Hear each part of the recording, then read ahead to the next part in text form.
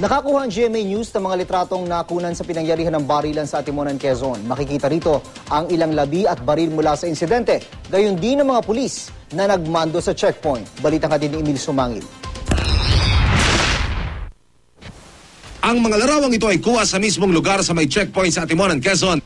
Ayon sa mapagkakatiwalaang source ng GMA News, ito ang ilan sa mga unang litrato na kuha sa crime scene. Maliwanag at wala pang soko sa lugar sa mga larawang ito.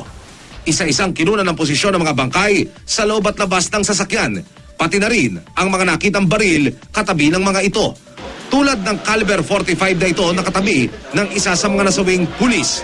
Kung titignan na malapitan, ayon sa source, nakabalot pa ng masking tape ang muzzle o dulo ng baril. At ang hammer, kung papansinin, nakalapat at hindi nakaangat. Indikasyon na hindi ito naiputok. Sa mga larawang kita ang 4 na pulis na nagmando ng unang checkpoint at ang 3 pulis na nasa 2nd checkpoint naman. Kasama ito sa iimbestigahan dahil gusto raw malaman ng NBI kung bakit 4 na pulis lamang ang idineploy sa unang roadblock. Gayong may impormasyon na heavily armed men ang inaasahang daraan sa checkpoint. Isa pa sa tinututukan ng investigasyon ng isang sundalo ng Army na may ranggong private na sinasabing galing sa kanyang automatic rifle ang 44 na balang nakita sa crime scene. Ito raw ang lumitaw sa Ammunition Expenditures Report na sinasabing protocol o pangkaraniwang ginagawa ng AFP sa kanilang mga tauhan para alamin kung ilang bala ang nagamit ng bawat sundalo na dinedeploy sa isang operasyon. Kabilang sa composite team sa Atimonan, Quezon Operation ay 25 miyembro ng Special Forces Battalion ng Philippine Army. Lahat ng armas ng mga sundalong ito ay sinasailalim sa ballistic test dahil batay sa initial investigation report ng NBI-DID, 204 na bala ang umano'y pinakawalan ng mga sundalo.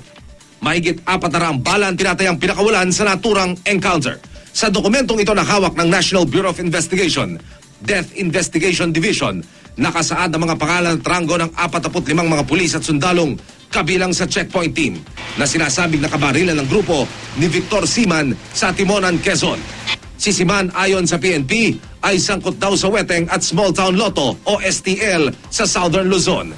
Kabilang ang 20 PNP personnel at 25 miyembro ng AFP Southern Luzon Command Special Forces Battalion. 9 na pulis mula sa Quezon Police Provincial Intelligence Branch, 8 pulis mula sa Atimonan Municipal Police Station at 3 pulis mula sa Police Regional Intelligence Division.